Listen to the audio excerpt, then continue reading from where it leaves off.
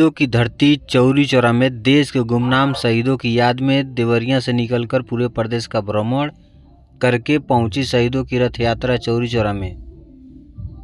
चौरी चौरा ग्राम सभा रामपुर रकवा के प्रधान श्रवण कुमार मौर्य के नेतृत्व में भव्य स्वागत किया गया। रथ यात्रा के संयोजक पूर्व विधायक ब्रजेश प्रजापति तथा दिलीप चौधरी का देवीपुर में भव्य स्वागत किया गया। शहीदों की याद में रैली निकालकर चौरी चौरा शहीद स्मारक पर पहुंचकर शहीदों को श्रद्धा श्रद्धांजलि अर्पित किया गया। बुद्धराम वाल्मीकि अमर रहे, बुद्धराम वाल्मीकि अमर रहे, अमर शहीद दुर्गा दास अमर रहे, अमर शहीदों का ये बलिदान नहीं सहेगा हिंदुस्तान, अमर शहीदों का बलिदान नहीं सहेगा हिंदुस्तान, अमर शहीदों का बलिदान नहीं सहेगा हिंदुस्तान,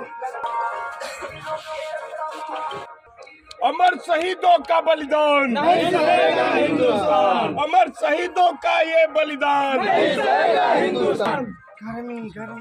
चौरी चौरा पे आए हैं, इस कार्यक्रम का क्या मूल उद्देश्य और संदेश क्या देना चाहते हैं? जनपद देवरिया में शहीद सम्मान रथ यात्रा 5 तारीख को स्टार्ट की गई है।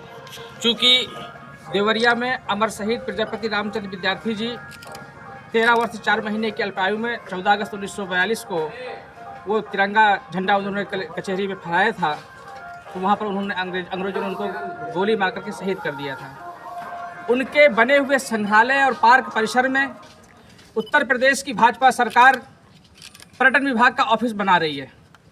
उसके लिए हम लोग 3 दिन वहाँ भूख हड़ताल भी किए, परंतु सरकार की तरफ से कोई भी लिखित आदेश नहीं मिला कि पर्यटन विभाग का ऑफिस अब यहाँ नहीं बनेगा। उसी के विरोध में हम लोग पूरे उत्तर प्रदेश में सभी 75 जनपद में शहीद सम्मान रथ यात्रा निकाल रहे हैं।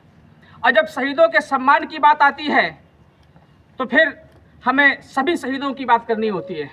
जब हम लखनऊ पहुंचते हैं तो लखनऊ में पासी बिरादरी में जन्मी वीरांगना उदा देवी पासी जी, जिन्होंने 36 अंग्रेजों को गोली मार करके उनकी हत्या कर दी थी, तत्पश्चात अंग्रेजों ने उनको शहीद कर दिया था।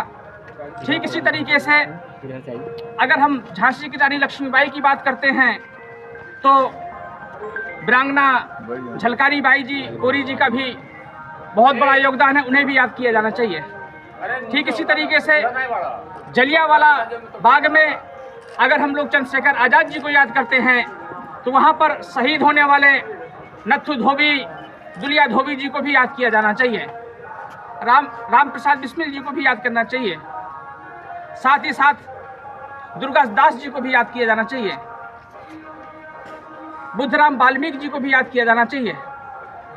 परंतु केंद्र की और प्रदेश की सरकार जातीय भेदभाव इंसानों के साथ में तो कर ही रही थी, परंतु दुखद बात है कि अब जातीय भेदभाव वो शहीदों के साथ में भी कर रही है। यही कारण है कि जितने भी दलित, पिछड़े, आदिवासी, अल्पसंख्यक समाज के जो शहीद रहे हैं, जिन्होंने अपनी सर्वोच्च बलिदान को देते हुए देश को आजाद कराने में अपनी कुर्बानी दी है, शहीद हुए हैं, उन शहीदों के इतिहास को दबाया जा रहा है, छिपाया जा रहा है। हम लोग इस रथ यात्रा के माध्यम से उन सभी शहीदों के इतिहास को जन जन तक पहुंचाने का काम कर रहे हैं।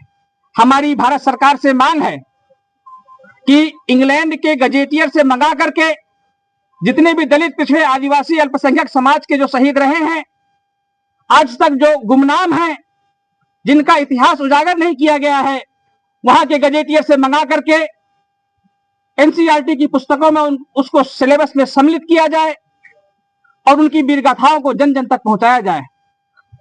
अमर शहीद प्रजापति रामचंद्र विद्यार्थी जी भारत के सबसे कम उम्र के शहीद होने के नाते हमारी भारत सरकार से मांग है कि उनको भारत रत्न से सम्मानित किया जाए। जहां पर वो शहीद हुए, जहां उनका संग्रहालय बना हुआ है, वहां पर किसी भी प्रकार का अन्य कोई भी सरकारी निर्माण कार्य पार्क अथवा शहीद के सम्मान के अलावा कभी भी स्वीकार नहीं किया जाएगा।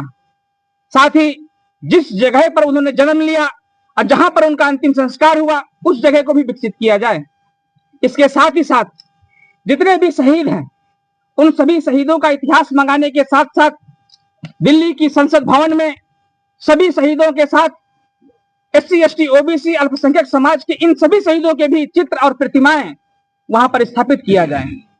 देश के सभी नगरों, शहरों, प्रमुख महानगरों में सभी जगह पर पार्क, चौराहे, सड़क, कॉलेज, हॉस्पिटल इत्यादि इत्यादि जो सरकारी संस्थाएं बनाई जाती हैं, उन सभी का नामकरण भी हम लोग किसी न किसी शहीद के नाम से कर सकते हैं। तो हमारी सरकार से मांगे कि उनका नामकरण भी शहीदों के नाम से ही किया जाना चाहिए। जिस तरीके का प्यार, स्नेह, आशीर्वाद और जो शहीदों के प्रति सम्मान और श्रद्धा का भाव सभी के दिल में उमड़ा हुआ है और यात्रा का भरपूर समर्थन और शहीदों के प्रति श्रद्धा सुमन भारत के नागरिक अर्पित कर रहे हैं। हमें उम्मीद है कि पूरे इस 30 दिन की रथ यात्रा में लाखों लोग इस रथ यात्रा में सम्मिलित होकर के शहीदों के प्रति अपनी सच्ची श्रद्धा अर्पित करेंगे। जी, इस यात्रा में आपका भूमिका क्या है और दामों पद? मैं भारत का नागरिक होने के नाते, क्योंकि जब हमारे पूर्वजों ने सीने पर गोली खाई है इस देश के नौजवान साथियों ने, तब जाकर के ये भारत देश आजाद हुआ है। शर्म की बात है, मोदी को तो चुल्लू भर पानी में डूब करके मर जाना चाहिए। जिन शहीदों की कुर्बानियों की बदौलत आज वो आजाद भारत के प्रधानमंत्री बन पाए हैं, या भारत का कोई भी नागरिक जो कुछ भी है उन शहीदों की कुर्बानियों की बदौलत है। और कितनी शर्मनाक बात है कि मोदी और योगी देश और प्रदेश की कुर्सियों में बैठने के बाद जातीय आधार पर SC ST OBC और अल्पसंख्यक समाज के शहीदों का अपमान करने का लगातार काम कर रहे हैं। हम इस यात्रा के माध्यम से जन जन तक सभी शहीदों की वीर गाथाओं को पहुंचा करके और आने वाले समय में एक जनमानस तैयार करके शहीदों के सम्मान में इस आंदोलन को गति प्रदान करेंगे।